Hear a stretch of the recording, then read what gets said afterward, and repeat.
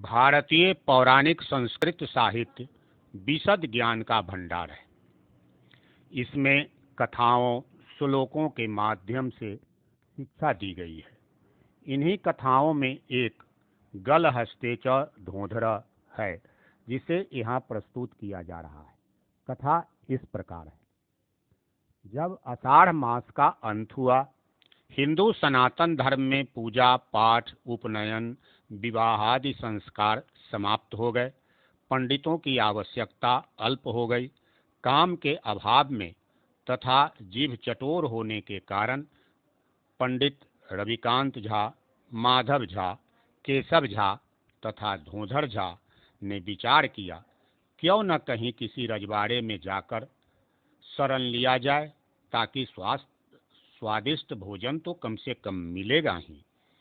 पुनः आश्विन मास के पितृपक्ष से तो अपना सब कुछ चकाचक रहेगा ही। केवल 2 मास सावन और भाद्रपद ही तो काटना है। बस क्या था, चारों निकल पड़े। खोजते हुए एक रजवाड़े में शरण मिल ही गई। आखिर 8-10 दिन भोजन के बाद पश्चात रजवाड़े में लोग सोचने लगे कि यह पंडित यहाँ आकर जम गया चारों, बिना किसी कोई काम के। तो वहाँ विचार किया गया कि क्यों ना घी हम लोग जो देते हैं भोजन में, भात दाल सब्जी पर घी, शुद्धि, घी को शुद्धि भी कहते हैं, तो वह शुद्धि नहीं दिया जाए।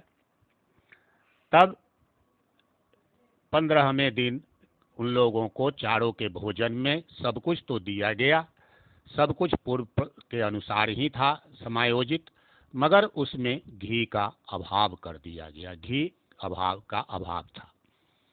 इस परिस्थिति में रविकांत झा ने घी के अभाव में कहा कि भोजन तो शुद्ध हुआ ही नहीं, ऐसा अशुद्ध भोजन मैं नहीं करूँगा।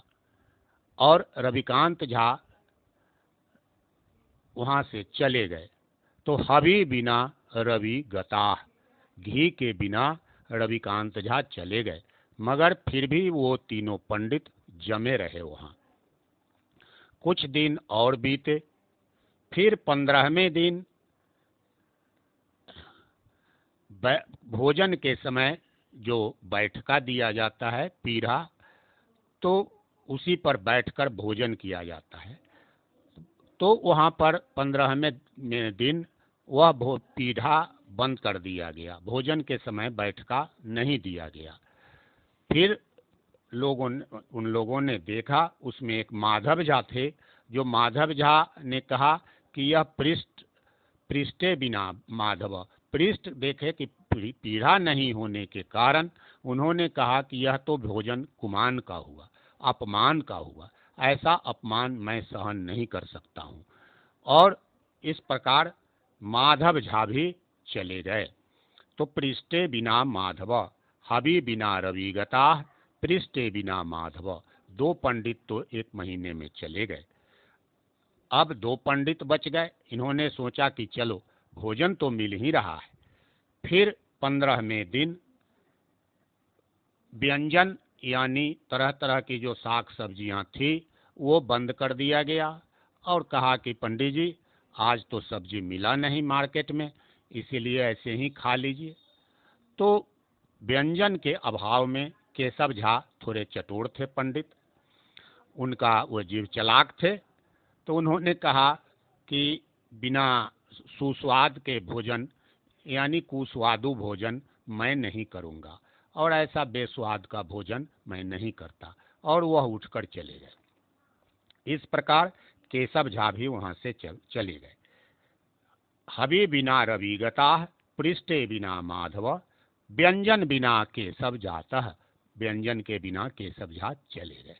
लेकिन धोधर झा ने समझा कि अब तो 15 दिन और बाकी रह गया है, किसी तरह काट लेते हैं, चलो रूखा सूखा ही खा करके। तो रूखा सूखा खा करके यह धोधर झा रहने लगे। और इस तरह से फिर 10 दिन के बाद लोगों ने सोचा कि यह अब कैसे जाएगा।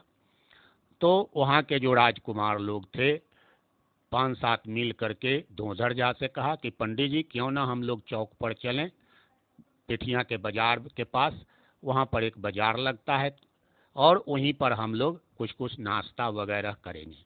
और धोधर झा को बुलाकर राजी हो गए। धोधर झा बुलाकर सभी बच्चों ने उन्हें ले गए उस चौक पर। वहाँ जब बैठे हुए थे चौक पर चारों, और एक पंडित, पांचों सभी बैठे हुए थे। इसी बीच एक बाजार आगे जो जिला मुख्यालय तक बस जाती थी, वो बस आकर के वहाँ लगी। सभी बच्चों ने धोधर झा को पकड़ उकर करके उसी बस पर ऊपर छत पर चढ़ा दिया। इस तरह बस खुल गई और धोधर झा तब अंत में कहते हैं कि हवि बिना रवि गता, पृष्ठे बिना माधव, व्यंजन बिना केशव जाता, गल हस्ते च धोधर, यानी धोधर झा को गर्दनियां देकर भगाया गया। इति शुभम। धन्यवाद।